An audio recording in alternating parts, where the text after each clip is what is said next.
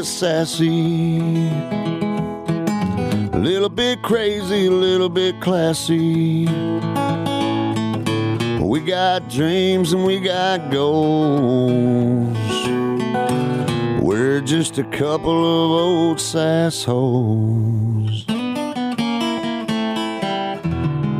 Hi. Hello. Hello, everyone. Welcome to A Couple of Sassholes podcast. I'm Brooklyn Johnson. And I'm Heather Terry. And for anyone who doesn't know, this is our power hour of true crime where we talk about fucked up shit, fucked up people doing fucked up shit, usually for fucked up reasons or for no reasons at all. Shit, you'd think I had taken a vacation. I think it's because you hesitated on the shoulder. Did. The shoulder shimmy. My shimmy was kind of off. You know, times are hard. Lots happening. A lot is happening. It's hard enough to remember the first 3 sentences I say on every fucking episode. I mean, we've only have like 130 something episodes out. So, I mean, you'll catch on. You're right. I'm also going to cough. So for any of our ASMR people, I'm going to clear my throat a lot this episode. I can already tell. Remember that song? Oh, there she goes again. I had to get it out. That song. It's very itchy. Itchy. Gitchy, yeah. I'm musical today. Yes. Yes, you are. I know. So this weekend. This past weekend. So for anyone who doesn't know, we are the show promoters for the Western Kentucky Outdoor Expo because, you know, we podcast and we produce events and shows. That's right. And so we've been working on that one. Well, the Eastern Kentucky Outdoor Expo was this weekend. It was over in Moorhead, Kentucky, which in your phone, it likes to say Forehead, Kentucky. Yes. At least for our iPhones. And I refuse to change it. Yes. So we went there and it was a super freaking cute town, like cutest town, way too far of a drive from like Owensboro to like, don't get me wrong, it's a great place, but not enough for the drive unless you have like something you're going for. Yeah, I don't think I would travel 3.5 hours from here for that. No. But there was an event. Maybe one of the sugar cookies. Okay. From where was it? Rockabees? No. Rutabaker's. ROOT. Rutabaker's. They were so nice, so cute. And those sugar cookies have given me life. We ate them within 48 hours. I have been savoring them and taking a little nibble. That's literally what I did. I did it by bites. Right. And I just needed a bite of them. Yes. It was my heroin. So if anyone is in, it's close to Forehead, Kentucky. Moorhead, Kentucky, man. You got to go Rutabaker's. There. It is the tits. It is. Yes. Did you bring me my chocolate one that you said I could have one of? What? The 4 little chocolate things you said I could have one? That's why I didn't buy any. Did you already eat them? What? Look at that. Can't trust her. Can't trust her for shit. Yeah, you were like, I'll give you one. I was like, cool, then I don't have to buy any. Oh, I'm the worst. You I will triple check whenever I get home because there might be one left. And if there is, I will special deliver it to your house. It's okay. I'll see you tomorrow. Yeah. But so, keep this shit. Moral of that story. So as soon as we get into the hotel, which we weren't there much, we already knew. It was, what was it, a Best Western? I was going to say we just weren't going to name the name, but yeah. I don't give a fuck. It was a Best Western. Yeah. So we already knew this wasn't going to be like a lavish affair. Like we weren't fucking using points here. Yeah, and I've never had a bad experience there. Like, I've stayed at every hotel ever almost, and like that brand has never. This was different. Anyway, as soon as we get there, we're both like, hey, it's time to urinate. Time to pee. We go in there, we pee. I'm the first one to use the restroom, flush a toilet, don't think anything of it, go out of the bathroom. Heather goes in there and she's like, do you not know how to flush a toilet? I was like, I thought I had. She uses the restroom. And then she's like, yo, the toilet's broken. This is about 1 o'clock. We're like, oh, fuck, the toilet's broken. We go down there, we let them know, toilet's broken. 1 o'clock. We're literally there for one night. Man, we come back at 7 p.m. There's no note, no information about it. We go back to use the restroom and we're like, cool, the toilet still doesn't work. But we didn't notice for whatever reason until it was like later on. Like it was later in the experience. The phone rings at 9:30 p.m. And I'm like, Heather, it's a murder. I was like, I do not answer phones. I was like, Heather, ma'am. And she's like, oh, just give me the phone. She reaches over and grabs it. And I'm like, what is happening? It was all over the toilet. Yeah, they called and they were like, oh, well, we tried to fix it and we couldn't fix it. And he even went to Lowe's and got a part and he worked on it for an hour. We're going to have to take the whole toilet out of the floor. We have another room for you. I was like, dude, we've been going all day. We are in bed. We are 37 and 39. Right. You think that's irrelevant that we can leave Yeah. A hotel room at 9:30. We have unpacked. We have strewn a boot. Yeah. Our items Because it takes me 3.8 seconds to just obliterate a space. Will's just as bad as me. So when we go to a hotel, it literally, all of my shit is all out within like 10 minutes of me entering any space that I've rented for a room. I have realized, so number one, I'm going to first comment on that one. Because of 2 weeks of my honeymoon living in a small space, I no longer, I don't know if you've noticed this in the hotels that we've stayed in, I no longer make a big, I used to be a big mess with you. Like, do you remember we used to go into these hotel rooms and it would take 2 seconds before it looked like somebody went through all of our shit and just threw it everywhere? Yes. From my honeymoon, I do not make messes in hotel rooms anymore with my shit because I could not do it on the honeymoon. There's not enough space. When this is the only table you have the whole fucking time for your makeup, please believe that you will put up your shit after every time you use it. So I was not a messy participant this time, which thank goodness. But Heather had her own little space over to the side. But that meant we had to pee. I camped. I kept telling everyone, Oh listen. my God. I kept telling her, I'm camping. And it made me want to choke her every time. Yes, because We we were don't not have camping. indoor plumbing. Like that's bare minimums when I go stay in a space, and we literally were just sleeping there. Yes. Like just somewhere to lay. We our weren't even heads. drinking, so it's not like we Right. were like Oh my gosh. peeing every 5 seconds. I would have had to just sit in the shower and drink White Claws, and I would just pee in the shower, like, and make you come in there and talk to me. There's no way. If I was drinking White Claws, I pee like every 10 minutes. So, and you Yeah, but it naturally was like pee all water. every I know, 10 I minutes. peed too fucking much. So, man. like, luckily we like it was terrible. it wasn't At one fun. point, I was like, it just smells like piss in this bathroom. Oh, We were just what did you say? We were cutting the pee by like flushing the we would toilet. And try. some water would come in. some water would come up, so we had to play that game that's on like TikTok where they drip to see who overflows. It was I'm glad that neither one of us had the stomach, but oh my gosh. I can't. Anyway, That was, and then a part of the fucking mirror. the mirror fell and they just left it. It was a journey wrapped in a riddle. So it was a great hotel stay. yes, the Ritz Carlton. If you need some real estate, go buy that hotel and flip it. It was a great. I mean, The girl the next day made it right, but the lady at nighttime was basically like, "Oh, sorry," and I'm like, "That's it." Don't you realize like having a running toilet is the bare minimums? Even The like bare minimums. a 1-star motel has Yes. that. Got lucky. I didn't have to poops. So that's what I know. I was just pleased I didn't have to use the potty. I mean, that's Because, oh, look at this shit. I'll be honest with you guys. In the dark, you couldn't throw toilet paper in the... You couldn't throw toilet paper in the toilet because obviously that was going to make this a less attractive experience, which was already gross and terrible. Luckily, we're best friends and our indoor outhouse. everything's... Yes. I just started... And because I have to pee 10 times because I'm pretty sure there's something wrong with me, I would just throw my toilet paper in the shower. She sure did.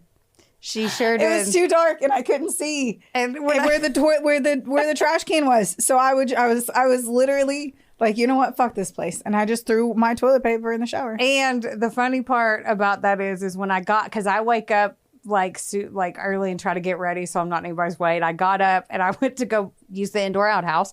And then I didn't even know you were awake. I didn't know you were awake. And then all of a sudden I shut the door and I hear this little voice from the bed outside the door that goes, "I threw my toilet paper in the shower." And it was the funny because I'm like, because you turned on the light and I knew she was going to see it. And I was like, how does she owned up and it was so funny. Like, and I go, "Yep, you sure I didn't want you to think that it was like I blew my nose. I didn't want you to pick up my pee toilet paper. Either way, I'm not going to grab wadded up toilet paper I don't know. out of a shower, especially when I went to bed. It wasn't there. One, it was not there when I went to bed. Two, the things that we had to have done to survive when I roughed it. Yes. Like, I don't work there. I'm not cleaning that up out of the shower. Dude, I hear you. But I appreciate the heads up because it made me laugh. I'm glad. Anyway, we're survivors. Yeah. Very brave. Super brave. All right, I'm going to tell you a story. Are you? That's good. I am. And I'm going to try not to cough the whole time. You guys, there's nothing I can do about it. There's literally nothing. You want to take a hit? Maybe you should change the fan to only on you because I feel like it's like blowing goodness into my throat. I'm going. That sounded good. You want to just shut that off? Pretty please. For the sake of the length of the episode, will you go turn off that fan from me? I just need. Yes. Thank you. I'm like, I don't know what it is. Goodness blown into your throat. Yes. Sorry. Yes, I am. Okay. So my works cited page is Okay. Wikipedia, CNN, V News, CBS, and WMUR. I also looked at the Dartmouth. I'm going to struggle so hard, but I only have to say that like 3 times. The Dartmouth College Remembrance page. Okay. Have you ever heard of the Dartmouth College murders? No. I don't want to say Dartmouth because that's wrong. That is Dartmouth? incorrect. Yes. Yes. Dartmouth. Yes. I think you just have to say it fast. The Dartmouth It's like murders. Worcestershire. Yeah, exactly. Yes. Do you know those? No. Okay. It's like, no, I said that. Okay, so we have Hoff's Zantop. He was born in Germany in 1938. He earned his undergraduate degree in geology from Freiburg University. He then studied at Washington State University and earned a PhD from the School of Earth Sciences at Stanford University in 1969. So we got a smarty pants. Smarty. We have got a foxy smarty pants. Yeah, and he's got like a hot German name. Hoff Yeah. Zantop. That's a very, in my head, he is a very He's super hot. attractive. He is. Can I Google it? Yeah, sure, go for cool. it. His future wife, Susanne Albrecht, was born in Kinzingen. It's hard, guys. It's in Germany. In 1945. She was super warm, intelligent, and passionate. She enrolled at the Free University of Berlin, where she majored in political science. She then began working on her master's degree in political science at Stanford University. Smarty pants. Yeah. Here she meets the kind and thoughtful Hoff, and they fell madly in love. Their passion for academic excellence made them stand out in their careers, and I could just imagine how fucking cool they were. They were both kind and generous. They had a thirst for knowledge, which I think is the coolest coolest possible trait, and also a super fuckable trait. Let's be honest. I bet their conversations at dinner parties were like super lit and they were really, really cool. I was really thinking that. I'm like, I bet they have They were really so great cool. conversations. Right? And I would just be like, Just like thirsty for knowledge, and they're whole just time. dropping bombs of facts at me. And then I'm I like, come in and give me them. I'll be like, you know what I saw on Bravo? Like, I feel that the Kardashians, Yeah. So Chloe this week. right? Right. And they're like, there's a fracking issue. Okay. I also wrote in here, I bet they were fucking super cool, and they were charismatic and smoked cigarettes, and they like fucking drank wine, and it was by a fireplace.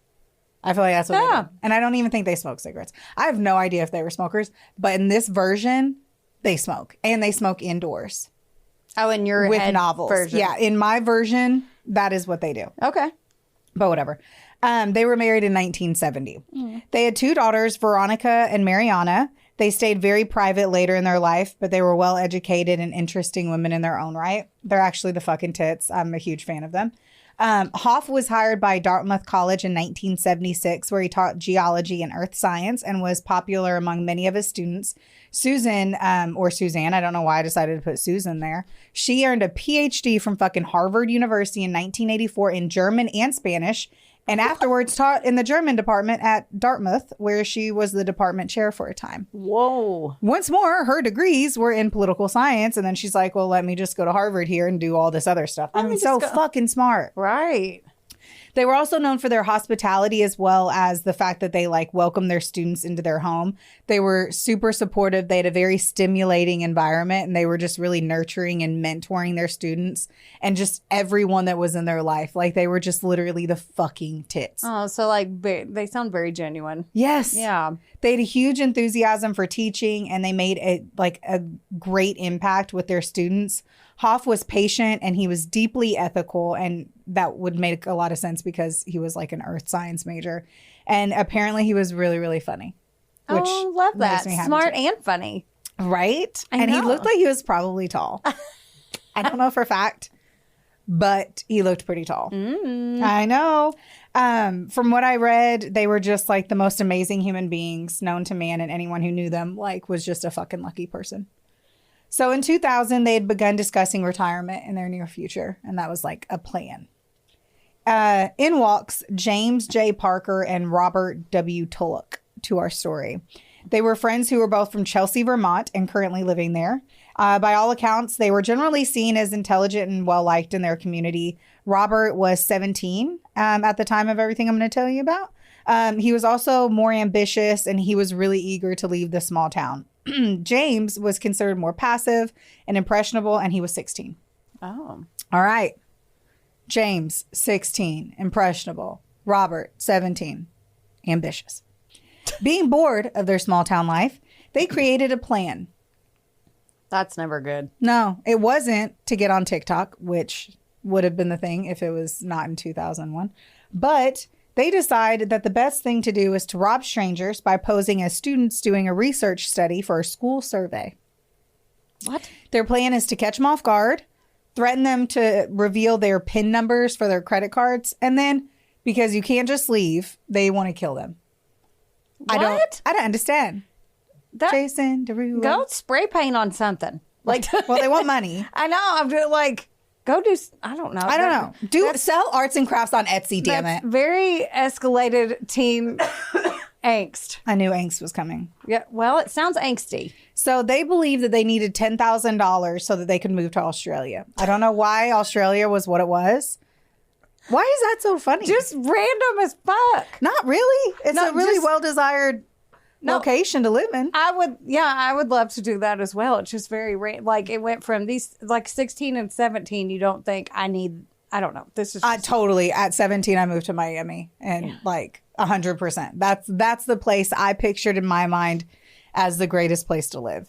And I was 16 when I decided to go. Like that was my plan. So like I get it. They believe a better life, more interesting life is going to be in Australia.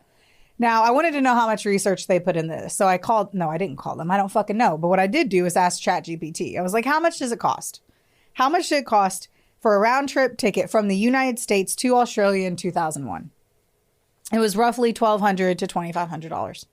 So $10,000 probably wasn't the dollar amount that they were looking for. But I understand them trying. I thought was compiled. So they were widely known. There's no widely known history of either one of these guys having any violent streaks and or like shitty upbringings. It's another reason why everything that I'm about to tell you was just so fucking crazy. That's what I don't understand about how they go from nothing to they're like, you know what we should do? We're going to go to Australia. We're going to kill people. We're going to do, and like, what?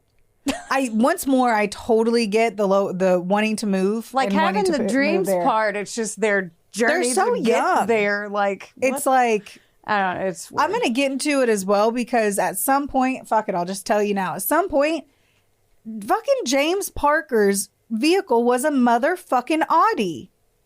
Sell the goddamn Audi. I know. I need to stop with this GD. I've been GDing and I like to say fuck and shit in every bad word, but I don't like the GD and it keeps popping out of my mouth. I'm sorry. I'll do better. But I don't understand it. Sell the fucking Audi. Right. Or if you have an Audi, I'm pretty sure Mr. and Mrs. Parker will help you. That's what I'm saying. Yeah. That's what the part that's like. None of it makes...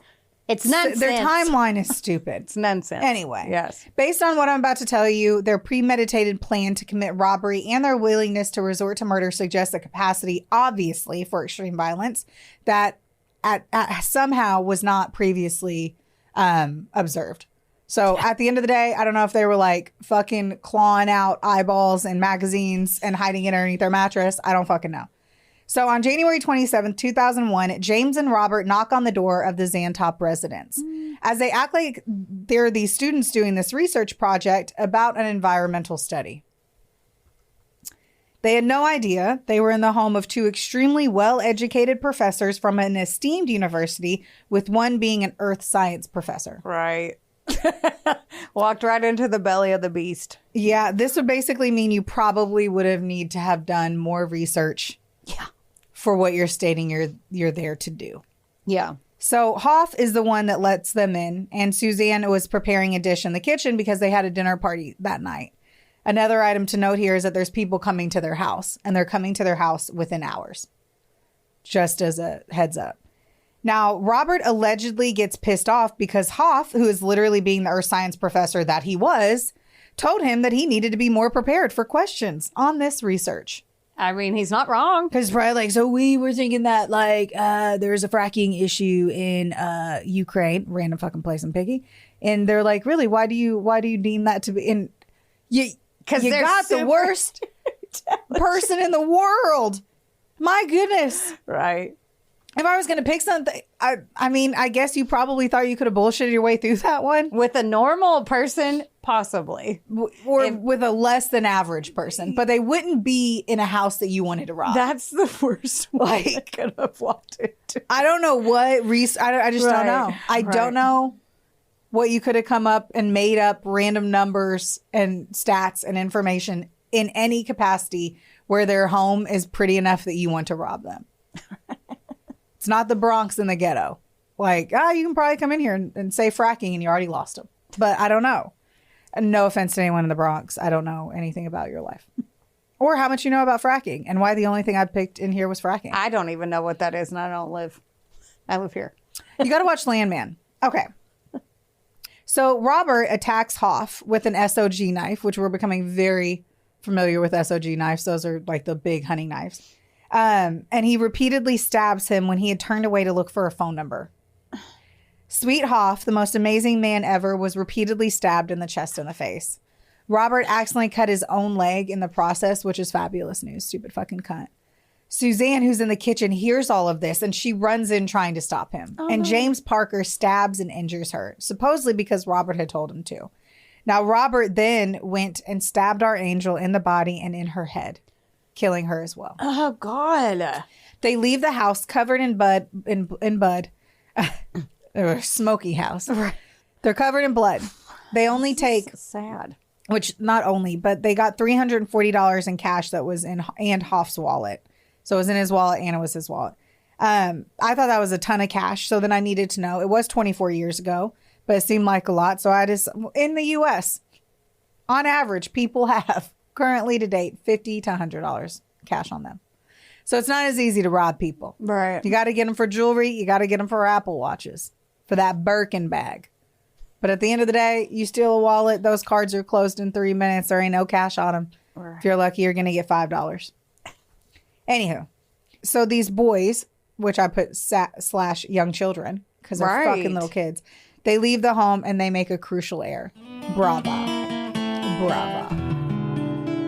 Wonderboy Media is not only the proud producer of this glorious magic employing your ear holes right now, but they're also a big deal. Get in touch with them today to make all of your dreams a freaking reality. From using their bangin' ass podcast studio, where we are right now, to creating amazing videos and editing our content like the mystical mavericks they are. Your podcast can go further when you have a Wonder Boy. Hit up Drew today at WBOYmedia.com. Or text him day or night at 270. Just kidding. Get ready, outdoor enthusiasts. The Western Kentucky Outdoor Expo is coming to Owensboro Convention Center on April 12th and 13th. Explore RVs, boats, hunting gear, side-by-sides, and more, all in one place. And best of all, it's free. Don't miss this ultimate outdoor adventure. Learn more at westernkyoutdoorexpo.com or follow us on Facebook. We'll see you there. The Zantop's friend, Roxana Verona. Okay, I kind of like that name. I do too. It's about to be my second personality. I know. Oh. Or maybe my fourth, because I already have two other ones. I was going to call that, but okay. I'm going to name a plant after her. Roxana Verona. Wait, do we like this person?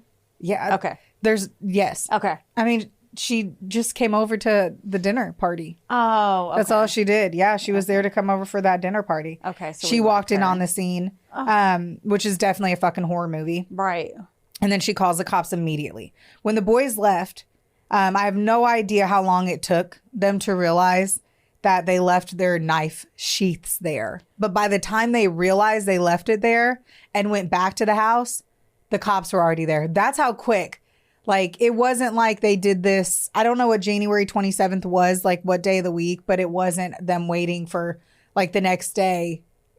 Because they didn't go to work, a wellness check. It was literally, they were having people over. Yeah. Let's see how the cops twist who could have possibly done this. At first, they speculated that it was a crime of passion by someone having an affair with Hoff. Oh. But that idea was disproved really quickly. But I don't blame him because Hoff was Hoff and sexy. Right. Don't hassle the Hoff. I feel like I would hassle that Hoff. You know what I'm saying? That Hoff could be hassled. No, what are you saying? Explain. This is not a PG rated R. Blowing. Well, you've already said you were getting pleasure blown down your throat or whatever you said earlier. It'd be like a warm tea would be that right now. Ooh, spicy. Dude, it would soothe.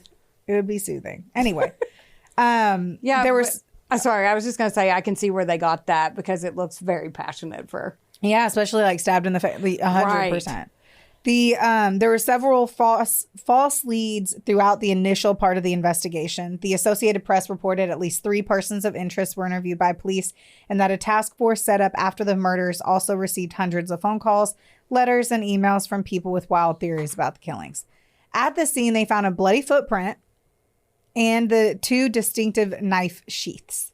3 weeks after the heinous murders, the police traced the knives to 16-year-old James Parker. Dun, dun, dun. Oh. Mm-mm.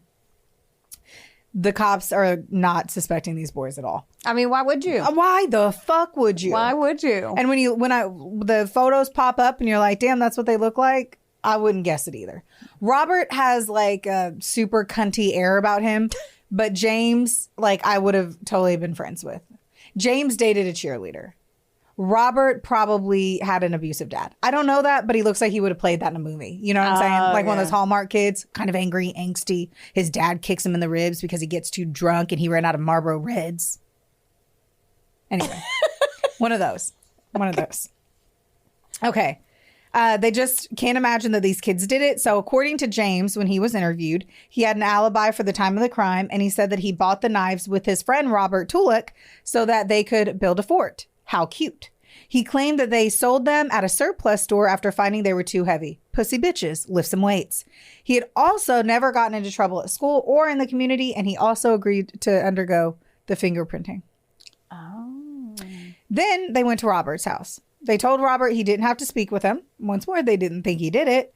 And they told him, like, hey, you don't have to do this without a lawyer. He breezily told them the same story as had James. When they asked about the deep cut above his right knee, he told them that he had slipped on a rock and cut himself on a metal spigot. Oh. Not a bad lie. I mean, I will have to say, not a bad lie. building the fort with the knives they couldn't hold and Tripping on a spigot. Tripping on a spigot. that sounds like a Luke Bryan song. It's possible. So when they asked to fingerprint him and borrow boots for matching purposes, he signed a search warrant. He was like, do it. Shit happening. Oh. The same request had not been made of James, though, if you remember. Like, he was just kind of interviewed. Apparently, they had phoned another detective and asked him for his version of the story. And they were like, maybe we should look a little further. So I don't know who this detective was. Okay. But they were literally interviewing him, and they called a detective, and they were like, what do you think? And the detective was like, I think you should get a warrant. I think you should test the boots. Smart. So, undisclosed detective, phone call, sir. Way to go. Way to go. The next day, the bros flee. Their parents are like, what the fuck? So James writes a note, and it says, Oh, no. don't call the cops.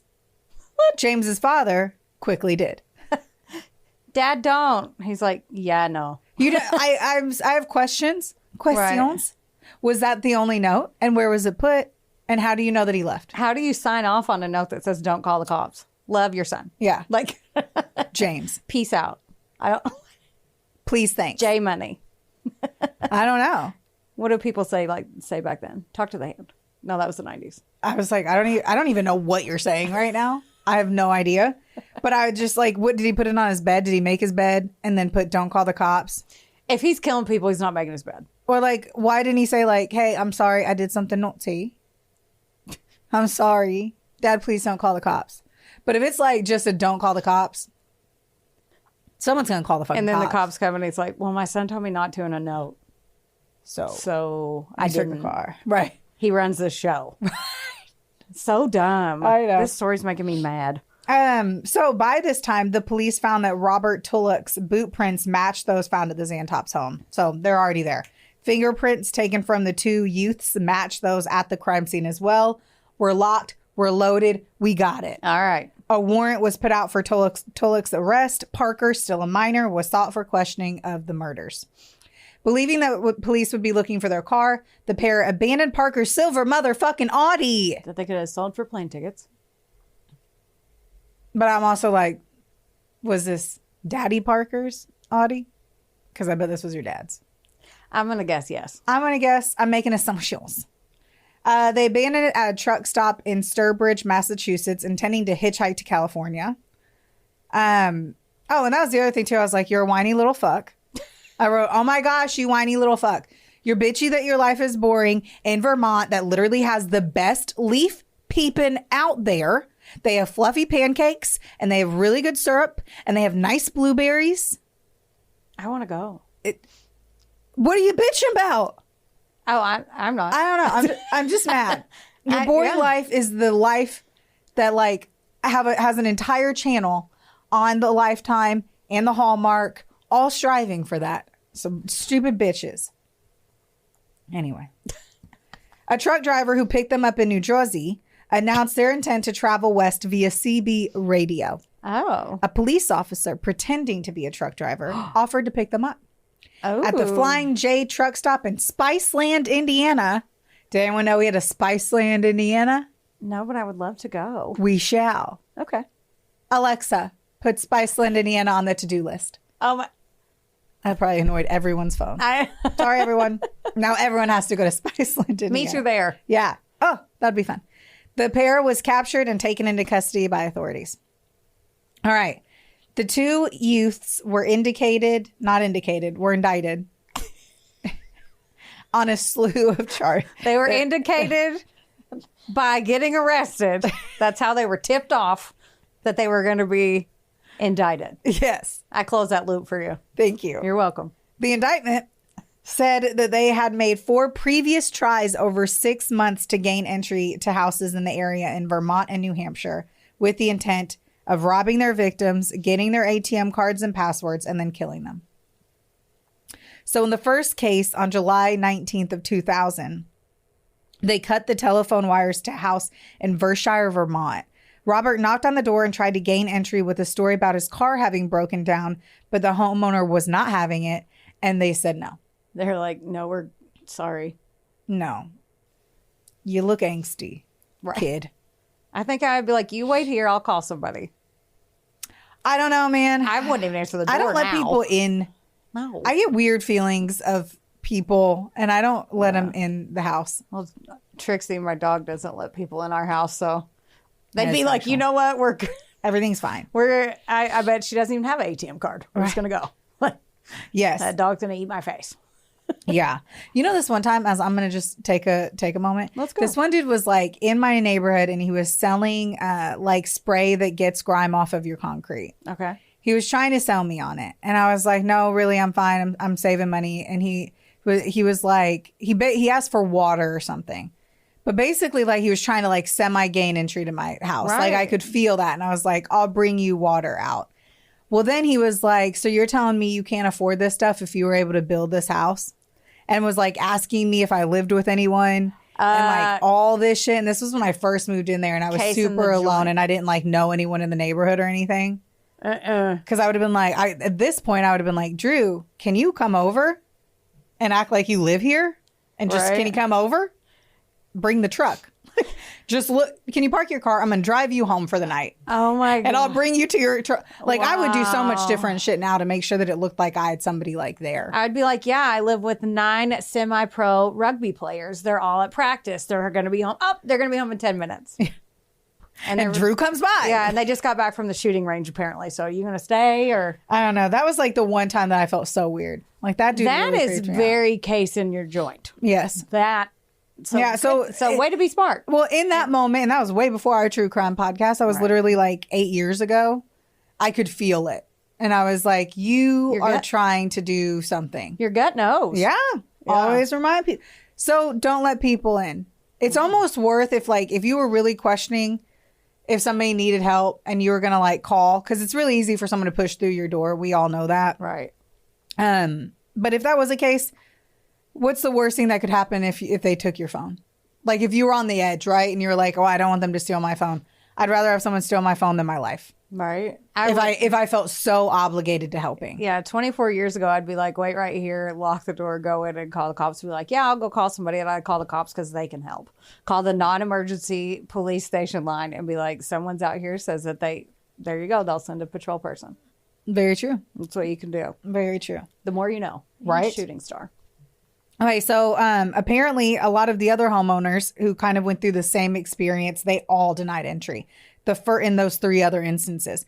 The only one to successfully invite them in was the Zantop, sadly. Man, and do you think it had anything to do with Their students? They were students and doing an environmental study.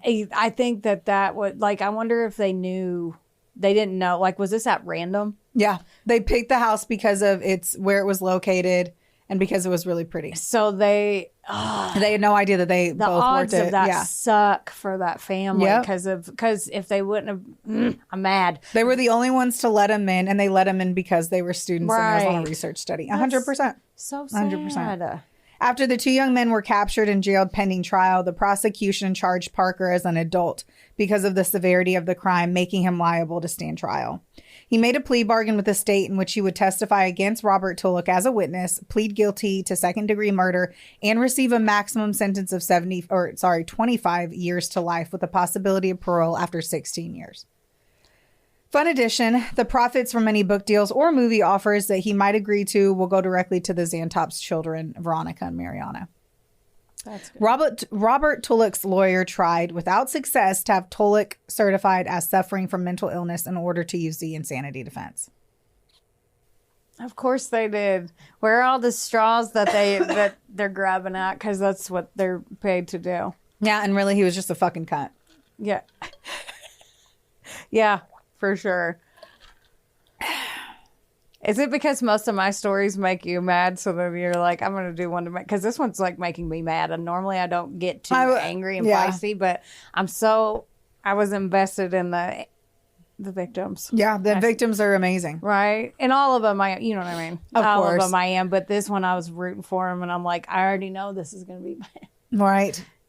It's hard whenever people are just really fucking amazing people. Right. And sometimes the people who die, who are in these stories, the victims, sometimes they are not the most stellar human beings. Right. Or they were abusers or they were whatever it was. It's really hard whenever they're just down home, good, great people. And yeah.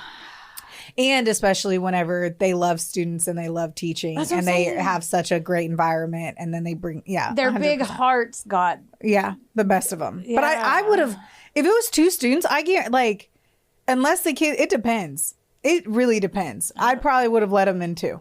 I don't know. To be honest with you. I don't open my door anymore, but I probably would. No one knocks on the door trying to gain entry anymore. Right. Like you're not trying to come over. No.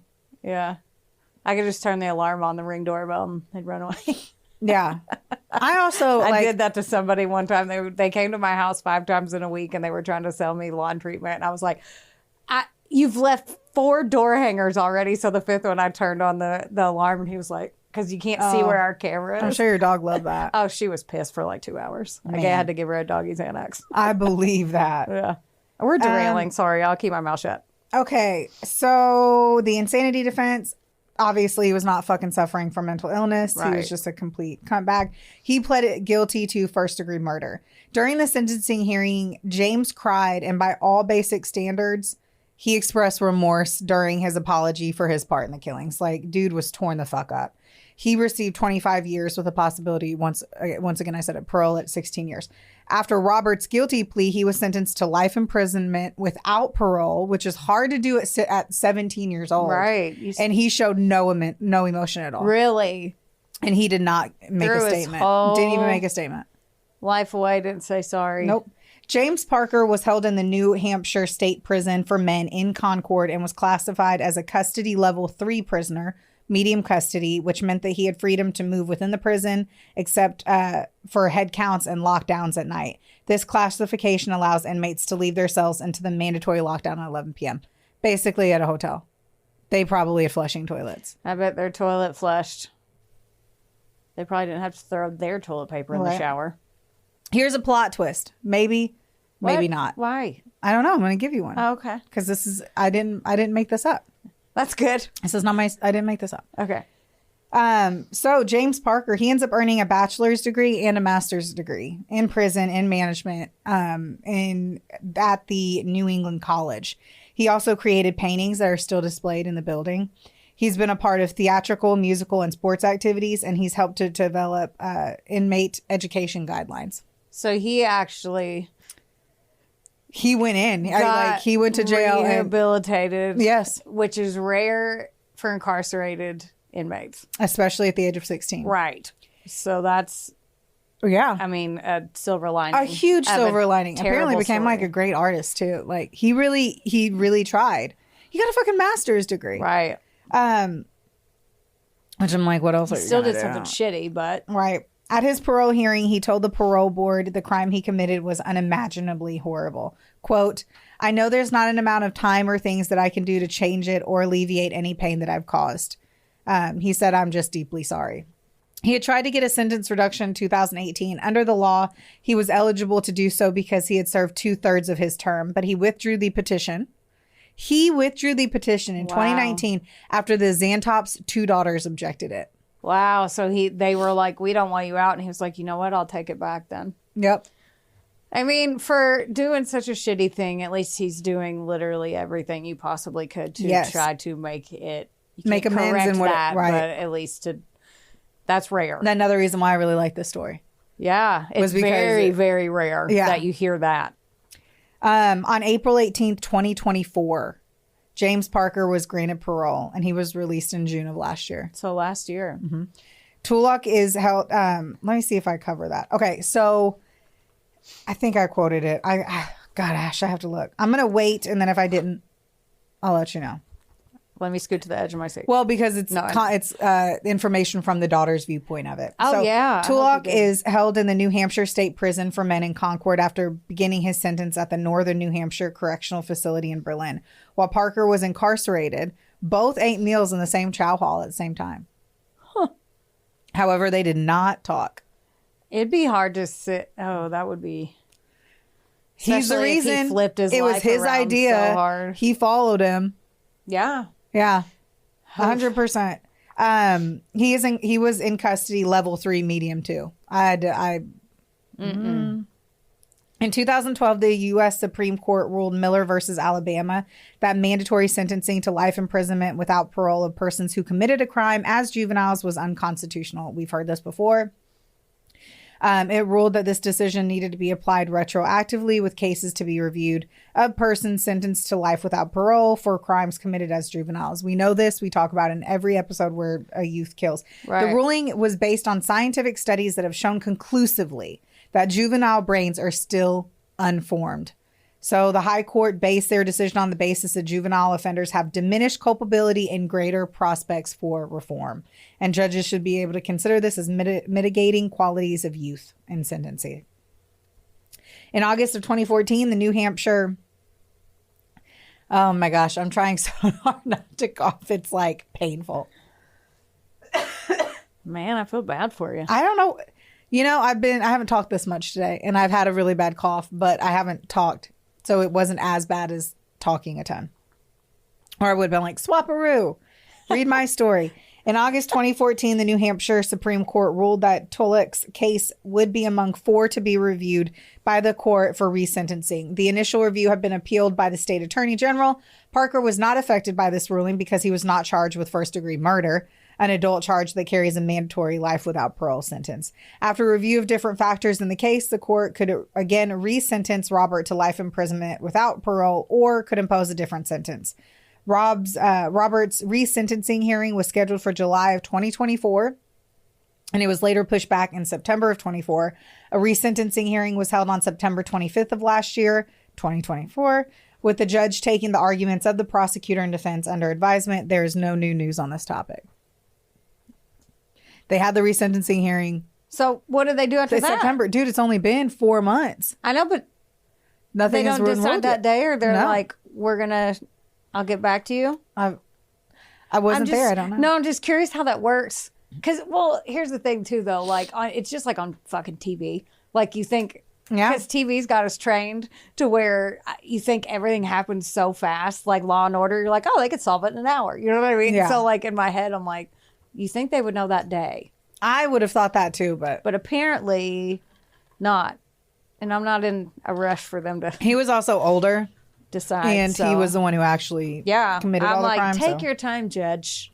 And he showed no remorse. Right. So that's why I'm like, go sit in the corner, fucker. I didn't mean speed it up. I was just curious if they can take their fucking time. Random fact. One of the prosecutors in this case was Assistant Attorney General Kelly Ayotte. I don't fucking know how to say that. She was later appointed as New Hampshire Attorney General. Later, she was elected to the U.S. Senate. In 2025, she became the governor of the state of New Hampshire. Whoa, that's awesome. All right, I took the rest of this word for word from V News, so it's basically a quote. Okay. It's not about revenge. For every collective year he's in jail, it is not going to make me feel better about what happened. This is what their daughter said. I wonder if I wrote her name. I know which one it is. Veronica? It was Veronica.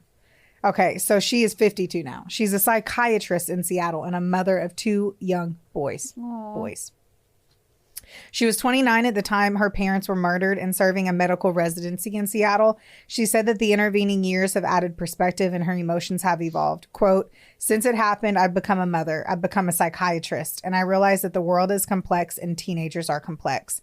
And maybe some of the thoughts I had at the time have changed in terms of compassion for his family and even him at age 16 doing something terrible.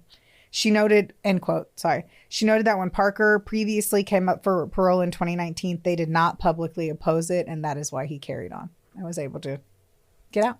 Wow.